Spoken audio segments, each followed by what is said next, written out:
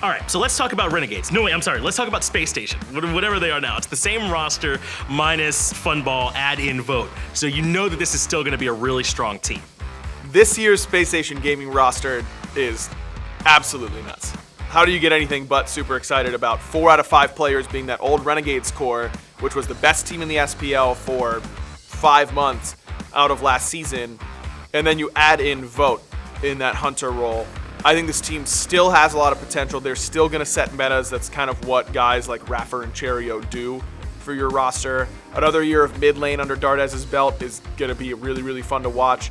Nika elevated really, really quickly last year to a top solo laner position, and I think that SSG as a whole should really be looking at World's Finals contention right off the bat. So Spacestation Gaming, just like last year, on paper, they've really put together a really good team yet again. And this one, it's World Championship caliber. Double dash around, but Vote giving chase with the Vamana, and the damage is good. So Vote's been a player that's been around the scene for quite a while, and as his career has developed, he's got a lot better about his decision making in the game. His flat mechanics in the game are fantastic. The other pros around the scene always talk about how good his mechanics are, but it's been, for me, his decision making that's been a little bit rocky, either staying too long and being a bit too aggressive, or just not realizing that he was in a sort of awkward position. As his career's developed though, he's really started to adjust those things and become the real package in that Hunter position. And seeing that, you know, iRaffer has picked him up over Funballer here is a real, like, head nod, so to speak, towards Vote's performances and how much he's valued in the scene.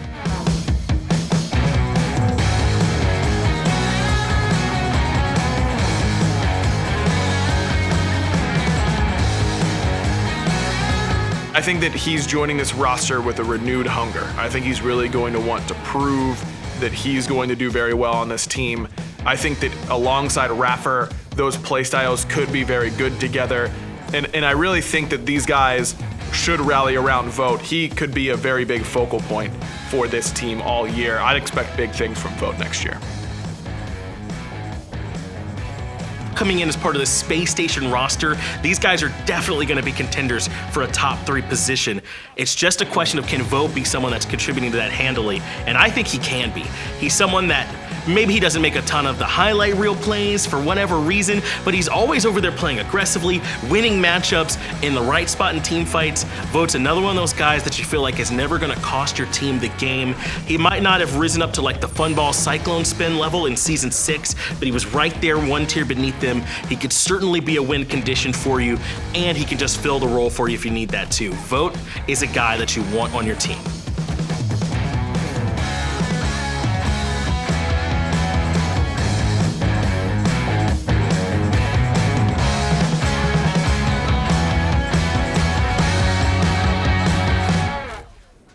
Blinks in and gets a double kill with a glorious roll. If there was any doubt how good iRaffer was at all aspects of being a professional Smite player, last year should have made you feel like an absolute fool. I mean, he put together the best team of all time, old Epsilon / Energy / Panthera.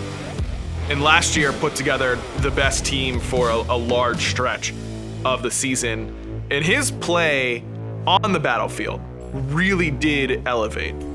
A lot of the talk was like him sort of as the general, him corralling the troops, but you gotta talk about his on-the-field play. Some of his Khepri plays were lights out, saving the rest of his team. You could tell that Renegades in Season 6 all played with this trust in iRaffer, that they knew he'd be there with the peel, keeping them alive when they needed it. Having that kind of presence on your team, it's really irreplaceable.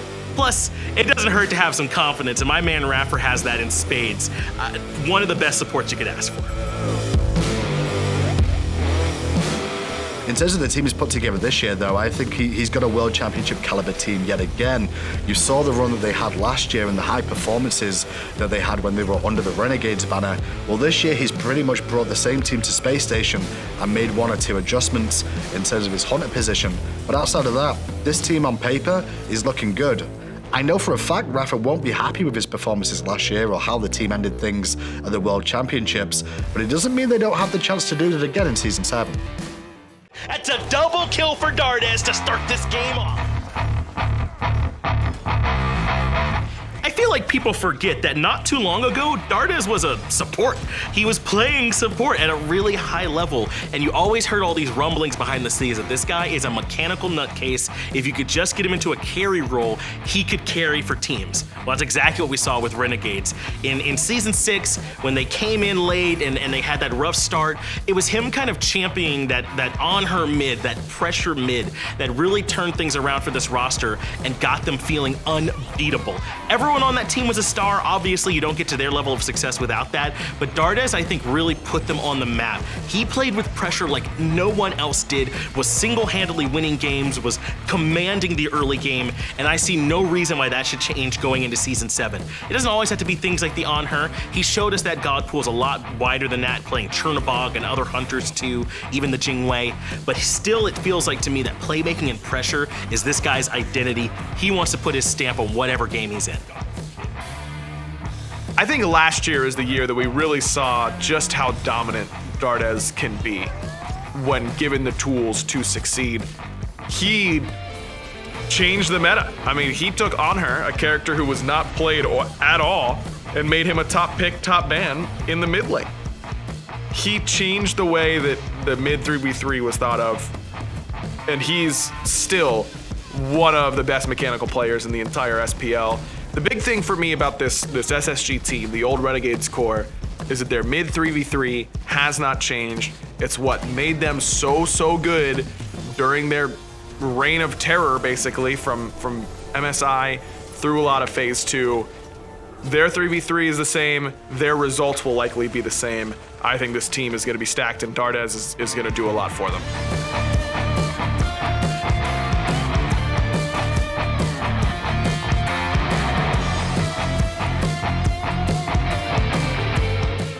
Ton of damage coming out of Cheerio, who's also put his hand in. So Cheerio had his first year in North America and on a lower ping. Obviously, there was always a lot of talk about the ping issues for Cheerio. His jungle performance, though, on a good team last year, realistically, probably is the best team he's ever been on. He had a real opportunity to just show how well he could perform, and his variations of gods from aggressive to defensive to initiators to backliners was really solid from him throughout the year. I know Cheerio himself will be unhappy with his performances last year or wanted more from himself because he really wanted that world title. But I think he had a fantastic seasonal year of getting together with his team, and the future's looking bright for him right now. I actually think he has the potential to take that top spot of being the #1 jungler, because this Spacestation roster that he's on, they are probably going to be the meta creators this year. Cherry is a leader, and I think that's the big thing that I always think about him. His 3v3 core with Dardez and iRaffer, I know I mentioned it when I'm talking about them, those three work together better than any 3v3 we've seen potentially ever, or at that same level of the best of the best. Cheerio is going to have a big Season 7. I think that Cheerio is another guy that managed to elevate his play in Season 6. Now, I think I'd be doing him a disservice if I didn't mention that there were some slight inconsistencies for him, but that's only because the bar for Cheerio is so high. There have been some moments at big events like at Worlds where it felt like maybe he regressed a bit and wasn't playing at that high level, but again, it's just because the standard that we have for him is really top notch. Cheerio at times looks like the best jungler in the world because his god pool is so diverse. He'll play Athena one game and then he'll play Naja or Pele the next game. He'll play something really aggressive or something really facilitating for the team. And having that kind of versatile jungler for your team is part of what made Renegade so scary. You can never figure out what to ban away from this team. You could never figure out how to narrow down Cheerio's god pool because it felt like he would play just about anything at a high level.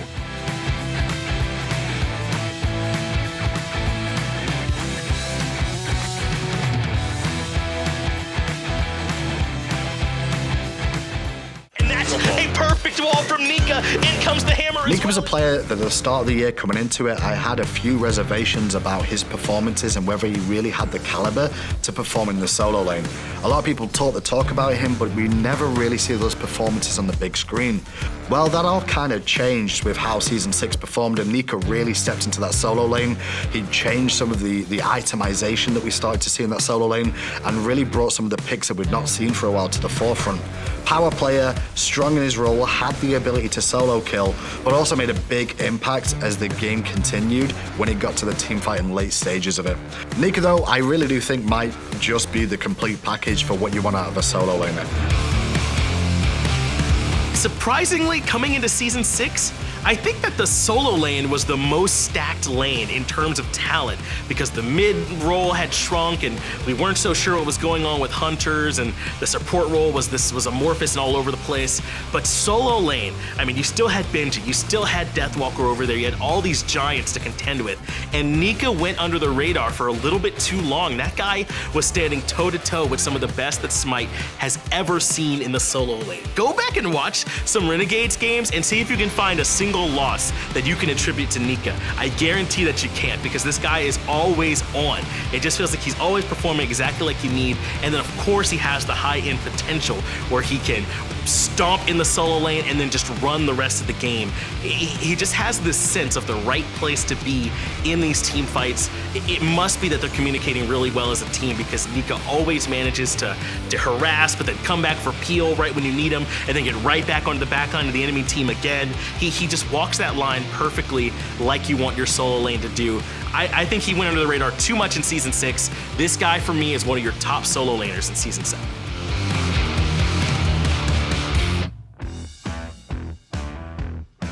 Obviously, this is the same roster heading into Season 7 that Renegades had previously, but now it's under the Space Station banner. The only real difference is vote for Funballer, and that could be, well, decision-making in the team fights. Is it going to be down to God picks? I think the one thing you're going to see with this roster, though, is the highest amount of chemistry with them carrying on into next season. Obviously, this was a team that was put together previously in Season 6, and they had to get to grips with what they wanted to do as a team. They flourished, but I think they'll flourish even more going into Season 7.